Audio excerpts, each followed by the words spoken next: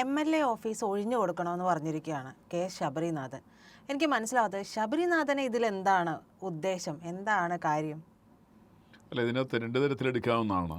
ഒന്ന്, പ്രശാന്ത് എന്ന് പറയുന്ന വട്ടിയൂർക്കാവ് MLA അവിടെ മുറിയെടുത്തിരിക്കുന്നത് എന്തിൻ്റെ പേരിലാണെന്നുള്ളതാണ്.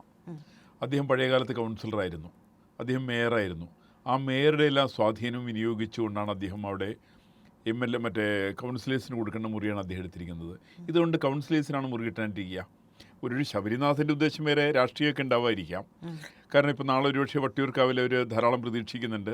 അങ്ങനെ പ്രതീക്ഷിക്കുന്ന ഈ വന്നതിൻ്റെ പേരിൽ നിലവിലിരിക്കുന്ന MLAക്കെതിരായിട്ടുള്ള നിലപാട് സ്വീകരിക്കുന്നത് അവർക്ക് ഗുണകരമാണെന്ന് അവർ വേണ്ടി ധരിച്ചിട്ടുണ്ടാവാം. പക്ഷെ അങ്ങനെയൊക്കെയാണ് ഒരു മറുപടി അതിനകത്തുണ്ട്. ഇതിൻ്റെ സത്യാവസ്ഥ എന്താണെന്നുള്ള പ്രശ്നമുണ്ട്. ഈ പറയുന്ന പ്രശാന്ത് MLAക്ക് യഥാർത്ഥമായിട്ട് പൊതുസമൂഹത്തിനെ കാണാൻ വേണ്ടിയിട്ടുള്ള സൗകര്യമുള്ള 2 മുറികളാണ് MLA ഹോസ്റ്റലിലുള്ളത്. 2 മുറികളുണ്ട് അവിടെ. ആ 2 മുറികളും എയർ കണ്ടീഷൻഡാണ്. ആ മുറികൾ രണ്ടും അതിനകത്ത് കാറിൻ്റെ ഇടാനുള്ള സൗകര്യങ്ങളുണ്ട്, അവിടെ കമ്പ്യൂട്ടർ സൗകര്യങ്ങളുണ്ട്. ഇത്രയെല്ലാം സൗകര്യങ്ങളുണ്ടായിട്ട് പോലും എന്തിനാണ് അദ്ദേഹം തിരുവനന്തപുരം കോർപ്പറേഷനകത്തുള്ള 2 മുറികൾ, അത് ശാസ്താമംഗലത്ത് ആണ് ആ മുറി എന്നതിൻ്റെ ധാരണ. അപ്പോൾ ആ 2 മുറികൾ അദ്ദേഹം എന്തിനു വേണ്ടിയിട്ടാണ് അദ്ദേഹം കൈവശം വയ്ക്കുന്നതെന്നാണ് മനസ്സിലാവാത്തത്. അപ്പോൾ അതിനകത്ത് പ്രശാന്തിൻ്റെ എന്തോ ചില ദുരൂഹതകൾ ഈ വിഷയത്തിനെ സംബന്ധിച്ചുണ്ട്. അപ്പോൾ ഞാനിപ്പോൾ മുരളീധരൻ പറഞ്ഞു അല്ലെങ്കിൽ ശബരിനാഥ് പറഞ്ഞു എന്നുള്ളതിൻ്റെ പേരിൽ മാത്രമല്ല, ഏതാണെങ്കിലും പ്രശാന്തിൻ്റെ ഈ മുറികളോടുള്ള താല്പര്യത്തിന് പിന്നിൽ എന്തോ ചില ദുരൂഹതകൾ അതിനകത്തുണ്ട്. ഇന്ന് മാത്രമല്ല, പ്രശാന്ത് ഈ മുറികൾ എടുക്കുന്ന സമയത്തുള്ള പ്രശ്നം, സ്വാഭാവികമായിട്ട് അവിടുത്തെ മറ്റേ കൗൺസിലർക്ക് ആ മുറി നഷ്ടപ്പെടുകയാണ്. കൗൺസിലർക്ക് പിന്നെ ആ മുറി കിട്ടില്ല. ഒരു കൗൺസിലർക്ക് മുറി കൊടുക്കാതെ കണ്ട് ആ കോർപ്പറേഷനകത്തുള്ള മുറിയുടെ ഉടമസ്ഥര് കോർപ്പറേഷൻ ആകും കൂടി ചെയ്യുന്ന സമയത്ത് സ്വാഭാവികമായിട്ട് ആർക്കാതെ മുറി കൊടുക്കേണ്ടത്? MLAക്ക് അല്ലല്ലോ. MLAക്ക് വേറെ മുറിയുണ്ടല്ലോ, സർക്കാരിൻ്റെ മുറിയുണ്ടല്ലോ, അതിന് വാടക കൊടുക്കുന്നില്ലല്ലോ. അപ്പോൾ വാടക കൊടുക്കാതെ കണ്ടാണ് MLA ഹോസ്റ്റലിൽ മുറിയുള്ളത്. അപ്പോൾ ഇവിടുത്തെ ഈ കോർപ്പറേഷൻ്റെ മുറിക്കും വാടക ഇനത്തിൽ ഏതാണ്ട് 17 ലക്ഷം രൂപ മാറ്റിയിട്ടുണ്ട്, വക മാറ്റിയിട്ടുണ്ട്. അതെ, വക മാറ്റിയതാണോ കൊടുക്കുന്ന രൂപയാണല്ലോ ഇപ്പോൾ കൊടുക്കേണ്ടതുള്ളൂ. അതെ. അപ്പോൾ ഏതാണ്ട് 80,000 രൂപയോളം കിട്ടുന്ന ഓണറേറിയം കിട്ടുന്ന VK പ്രശാന്ത് MLAക്ക് മാന്യമായി ഒരു റൂം എടുത്ത് മാറണമെങ്കിലും ഒരു ഓഫീസ് ആക്കണമെങ്കിലും കഴിയും. അല്ല, അദ്ദേഹത്തിന് വേറെ മുറി എടുക്കേണ്ട ആവശ്യമില്ല. കാരണം ഇപ്പോൾ അദ്ദേഹത്തിൻ്റെ MLA ക്വാർട്ടേഴ്സ് ഇരിക്കുന്ന സ്ഥലം വട്ടിയൂർക്കാവിൽ പെട്ട സ്ഥലമാണ്. ആ വട്ടിയൂർക്കാവിൽ എവിടെയെങ്കിലുമാണ് അദ്ദേഹത്തിന് ഓഫീസിൻ്റെ ആവശ്യമുള്ളത്. അതിന് 2 സൗജന്യമായിട്ടുള്ള മുറി സംസ്ഥാന സർക്കാർ കൊടുത്തിട്ടുണ്ടല്ലോ, MLA ക്വാർട്ടേഴ്സിൻ്റെ ഭാഗമായിട്ടുണ്ടല്ലോ. വലിയ സൗകര്യങ്ങളൊക്കെ ഉള്ള മുറിയാണ്. കമ്പ്യൂട്ടർ അടക്കമുള്ള ഉദ്യോഗസ്ഥന്മാരുള്ള ജോലിക്കാരുള്ള വലിയ സൗകര്യമുള്ള മുറികളാണ് കൊടുത്തിരിക്കുന്നത്. കുടിസ് മുറിയൊന്നുമല്ല ഇത്. ഇവർ പഴയ കാലത്ത് തുടങ്ങി തന്നെ കമ്മ്യൂണിസ്റ്റുകാരെ അനുവർത്തിക്കുന്നതിന് നയമുണ്ട്. അതിനെക്കുറിച്ചിട്ട് വ്യക്തമായിട്ട് പറഞ്ഞിരിക്കുന്നത് KR ഗൗരിയമ്മയാണ്. KR ഗൗരിയമ്മയുടെ ആത്മകഥ എന്ന് പറഞ്ഞ പുസ്തകമുണ്ട്. ആ ആത്മകഥയിൽ KR ഗൗരിയമ്മ എഴുതിയിട്ടുണ്ട്, ഞാൻ കമ്മ്യൂണിസ്റ്റ് പാർട്ടിയിൽ നിന്ന് വിട്ടുപോയ സമയത്ത് കമ്മ്യൂണിസ്റ്റുകാർ ആദ്യം ചെയ്ത് അവരെ MLA ക്വാർട്ടേഴ്സിൽ നിന്ന് ഇവരെ ഒഴിപ്പിച്ചു. എന്നിട്ട് ഇവർക്ക് ഒരു ചെറിയൊരു മുറി കൊടുക്കുകയാണ് ഇവർ. ആ ചെറിയ മുറിക്കകത്ത് KR ഗൗരിയമ്മയും അവർ ഡ്രൈവറും അവർ ഗൺമാനും ഈ 3 പേരും ഒരു മുറിക്കകത്ത് തന്നെ. സാമാന്യത്തിൽ പ്രാകൃതമല്ലേ അത്? ഈ ഇത്തരം കാര്യങ്ങൾ ചെയ്ത് കമ്മ്യൂണിസ്റ്റ് പാർട്ടിയാണ് ചെയ്തത്. അത് KR ഗൗരിയമ്മയോടാണ് ചെയ്തത്. ഗൗരിയമ്മയുടെ ആത്മഹത്യയിൽ അത് വളരെ വ്യക്തമായിട്ട് പറഞ്ഞിട്ടുണ്ട്. രണ്ടാമത് ഒന്നും കൂടി ഇവർ ചെയ്തു. അവർക്കൊരു ഓഫീസ് ഉണ്ടായിരുന്നു അരൂര്. ആ ഓഫീസ് ആ സമയത്ത് നോട്ടീസ് കൊടുത്ത് മറ്റേ അന്ന് കേരളത്തിൻ്റെ മുഖ്യമന്ത്രി EK നയനാരാണ്.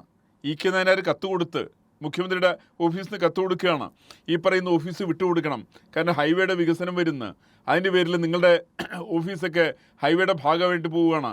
പക്ഷെ അവർ പറയുന്നത് 10 വർഷം കഴിഞ്ഞിട്ട് ഹൈവേയുടെ വീതി കൂട്ടലുണ്ടായിട്ടില്ല. വീതി കൂട്ടി ഇപ്പോഴാണ് കൂട്ടിയത്.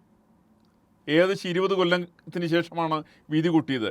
എന്ന് വെച്ചാൽ MLAമാരെയും കൗൺസിലർമാരെയും ദ്രോഹിക്കുന്ന കാര്യത്തിൽ കമ്മ്യൂണിസ്റ്റ് പാർട്ടിയുടെ മന്ത്രിസഭകളും അവരുടെ ഭരണാധികാരികളും അവരുടെ നേതാക്കന്മാരും എല്ലാം വഹിക്കുന്ന പങ്ക് വളരെ വളരെ വലുതാണ്. സാർ, അത്രയൊക്കെ പറയുമ്പോഴും അങ്ങനെ കാണിച്ചൊരു പാർട്ടിയാണ്. അപ്പോഴാണ് VK പ്രശാന്തിൻ്റെ ഇത്തരത്തിലുള്ള നേരെ ചൊവ്വയില്ലാത്ത പ്രവർത്തികൾ കൂടി വരുന്നത്. അപ്പോഴും ഞാൻ ചോദിക്കുന്നത്, ഈ ശബരിനാഥിൻ്റെ ലക്ഷ്യം എന്താണ് ഇതിലൂടെ? ശബരിനാഥിന്റെ പ്രധാനപ്പെട്ട ഒറ്റ ലക്ഷ്യം ശബരിനാഥിനെ സംബന്ധിച്ചുള്ളൂ. ശബരിനാഥ് ഇത് പൂർണ്ണമായിട്ട് രാഷ്ട്രീയമായിട്ടാണ് ഈ വിഷയം എടുത്തിരിക്കുന്നത്. വട്ടിയൂർക്കാവിൽ ശബരിനാഥ് ആയിരിക്കില്ല, അവിടെ വേറെ ആരെങ്കിലും മത്സരിക്കും. ആര് മത്സരിച്ചാലും ഏതെങ്കിലും ഒരു കോൺഗ്രസ്സുകാരൻ അവിടെ നിന്ന് ജയിച്ചു വരാൻ പാകത്തിനുള്ള ഒരു സന്ദർഭം ഒരുക്കി കൊടുക്കലാണ് ഇദ്ദേഹത്തിൻ്റെ ലക്ഷ്യം. അപ്പോൾ VK പ്രശാന്തിനെതിരായിട്ട് ഒരു വലിയൊരു പടപ്പുറപ്പാടുണ്ടാവണം. ആ പടപ്പുറപ്പാടിൻ്റെ ഗുണഭോക്താക്കളെ ഇപ്പം നമ്മൾ ശബരിമല പറഞ്ഞ്, ശബരിമലയിൽ മോഷ്ടാക്കൾ കമ്മ്യൂണിസ്റ്റുകാരാണ്, എഗ്രീഡ്. പക്ഷേ നേട്ടം കിട്ടിയത് ആർക്കാ? കോൺഗ്രസ്സുകാർക്ക് കിട്ടി. സമാനമായിട്ടുള്ള രീതിയിൽ വട്ടിയൂർക്കാവിലെ പ്രശാന്തിൻ്റെ ഇഷ്യൂവിൽ നിന്ന് മുതലെടുക്കുവാനായിട്ടുള്ള ആസൂത്രിതമായിട്ടുള്ള പരിശ്രമമാണ് ശബരിനാഥൻ നടത്തിയത്.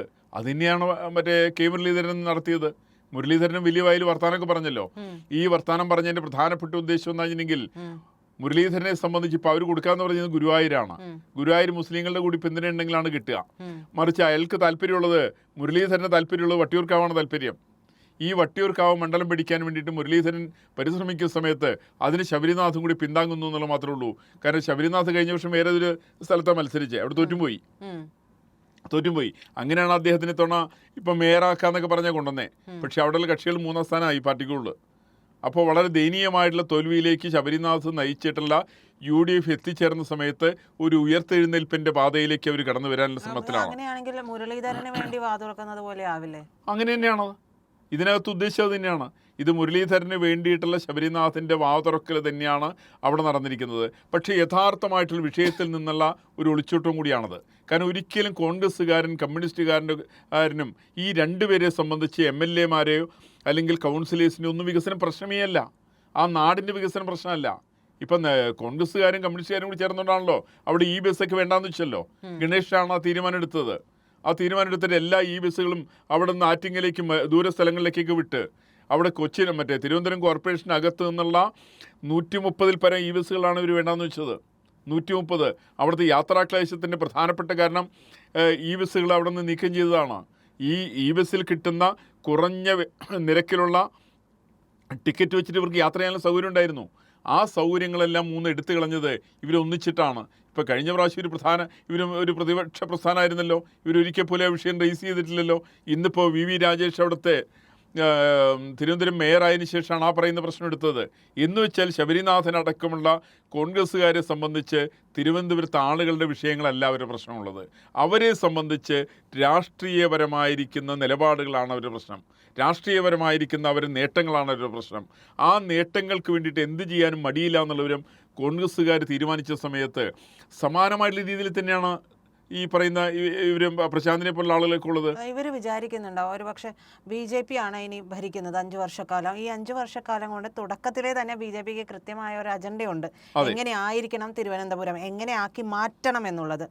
ആ ഒരു മാറ്റം ഉണ്ടാകുമെന്നുള്ള ഒരു ഉൾക്കാഴ്ച ഈ CPM-നും കോൺഗ്രസിനും ഉണ്ടാകില്ലേ? പലപ്പോഴും ഇവർ കാണുന്നുണ്ടല്ലോ, രാജ്യത്തിന്റെ മാറ്റം കണ്ടുകൊണ്ടിരിക്കുന്നതാണ്. ഇവർ കണ്ണടച്ചു പിടിച്ചാലും ഇവരിത് കണ്ടുകൊണ്ടിരിക്കുന്നതാണ്. അപ്പോൾ ആ ഒരു രീതിയിൽ തന്നെ സ്വാഭാവികമായും ഭരണം പിടിക്കേണ്ടത് BJP-യുടെ കൂടെ ആവശ്യമായതുകൊണ്ട് നിയമസഭയ്ക്ക് മുമ്പ് തന്നെ, ആ ഒരു ഇലക്ഷന് മുമ്പ് തന്നെ വലിയൊരു മാറ്റം വരുത്താനുള്ള സാധ്യത, അല്ലെങ്കിൽ കരട് പദ്ധതി ഒക്കെ വരാമല്ലോ, അത്തരത്തിലുള്ള ഒരു നീക്കത്തിനെതിരെ ഉള്ള ഒരു പൊടിമറ കൂടെ ആവുമോ? തീർച്ചയായും ഇത് പൊടിമറ തന്നെയാണ്. കാരണം ഇതിനകത്ത് ആര് കളിക്കളത്തിന് മുമ്പിൽ എന്നുള്ളതാണ്. അതിനകത്ത് ശബരിനാഥ് കയറിയിട്ട് മേയറേക്കാൾ മുമ്പ് കയറി പ്രതികരിക്കുന്നു എന്നുള്ളത് മാത്രമേ ഉള്ളൂ. യഥാർത്ഥത്തിൽ മേയറാണ് ഇതിനകത്ത് നോട്ടീസ് കൊടുക്കുകയോ നടപടിയെടുക്കുകയോ എന്തെങ്കിലുമൊക്കെ ചെയ്യേണ്ടത്. മേയറാണെങ്കിൽ എഗ്രിമെൻ്റ് ഉണ്ടോ എന്നുള്ളവരും കോർപ്പറേഷനാണ് പരിശോധിക്കേണ്ടത്. അത് ശ്രീലേഖ തന്നെ പറഞ്ഞിട്ടുണ്ട്.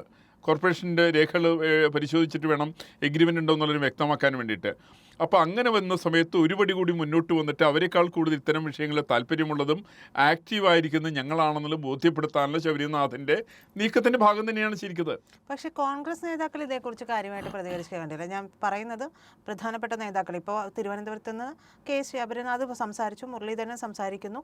അതല്ലാതെ പൊതുവായിട്ട് ഈ ഒരു MLA ഓഫീസ് ഒഴിയണം എന്നുള്ള ഒരു ആവശ്യം പറഞ്ഞതിന് ശേഷം അല്ല, MLA ഓഫീസിലേക്കാണ് ഇവർ പോകേണ്ടത്. ഇവർ കോർപ്പറേഷൻ്റെ ഓഫീസാണ് ഇവർ ഒഴിയേണ്ടത്. യഥാർത്ഥമായിട്ട് MLA ക്വാർട്ടേഴ്സ് ആണ് ഉള്ള നിലയ്ക്ക് അവിടെ വേണ്ടത്ര സൗകര്യങ്ങളുള്ള നിലയ്ക്ക് സ്വാഭാവികമായ രീതിയിൽ പ്രശാന്ത് ഒഴിഞ്ഞു കൊടുക്കണം. ഏത് ഈ പറയുന്ന കൗൺസിലർമാരുടെ ഔദാര്യം, കൗൺസിലർമാരുടെ മുറികൾ അദ്ദേഹം ഒഴിഞ്ഞു കൊടുക്കേണ്ടതാണ്. അതെ. അപ്പോൾ ഞാൻ ചോദിക്കുന്നത്, ഇപ്പോൾ ശബരിനാഥൻ പറഞ്ഞല്ലോ ഒഴിഞ്ഞു കൊടുക്കേണ്ടതാണ് എന്ന് പറയുന്നു. സാർ പറയുന്നുണ്ട് അതിന് പിന്നിലുള്ള താല്പര്യം വ്യക്തമാണ്, ഈ കാര്യമാണ് എന്നുള്ളത്, വട്ടിയൂർക്കാവാണ് ലക്ഷ്യം എന്നുള്ളത് പറയുകയും ചെയ്തു. പക്ഷേ പ്രധാനപ്പെട്ട നേതാക്കൾ, കോൺഗ്രസ് നേതാക്കൾ ഇതിലേക്ക് സംസാരിക്കുന്നില്ല. അത് നിർബന്ധമില്ല. കാരണം പ്രധാനപ്പെട്ട നേതാക്കൾ സംസാരിച്ചാൽ അത് BJPക്ക് അനുകൂലമാവും. അപ്പോൾ പ്രധാനപ്പെട്ട നേതാക്കൾ സംസാരിച്ചാൽ വട്ടിയൂർക്കാവിൻ്റെ ഭാഷയല്ല വരിക. അപ്പോൾ അവർ സംസാരിക്കുന്ന സമയത്ത് CPM-നെതിരായിട്ട് BJPയുടെ ഭാഗത്ത് നിന്നുകൊണ്ട് സംസാരിച്ചു എന്നുള്ളതാവും. അത് വരാനും പാടില്ല. ഒരേ സമയത്ത് ഒരു വെടിക്ക് 2 പക്ഷിയാണ്. ഒരു സമയത്ത് വട്ടിയൂർക്കാവിന് വേണ്ടി സംസാരിക്കുന്നു, BJPക്ക് അനുകൂലമാവരുത്. സംസ്ഥാന നേതാക്കന്മാർ സംസാരിച്ചാൽ വട്ടിയൂർക്കാവല്ല ഭാഷ വരിക, BJPക്ക് അനുകൂലമായിട്ട് വരും. അപ്പോൾ BJPക്ക് അനുകൂലമല്ലാത്ത വട്ടിയൂർക്കാവിന് മാത്രം വേണ്ടിയിട്ടുള്ള കമ്മ്യൂണിസ്റ്റ് പാർട്ടിയോട് നിന്നുകൊണ്ടുള്ള ഒരു സമീപനമാണ് കോൺഗ്രസ് യഥാർത്ഥത്തിൽ ശബരിനാഥിൽ കൂടിയും അവിടെ സ്ഥാനാർത്ഥിയാകാൻ മോഹിക്കുന്ന സ്ഥാനാർത്ഥി മോഹിയായിരിക്കുന്ന കെ മുരളീധരനിൽ കൂടി അവർ പ്രതിഫലിപ്പിച്ചത് ഈ ചിത്രമാണ് ശരിക്കത്തുള്ളത്.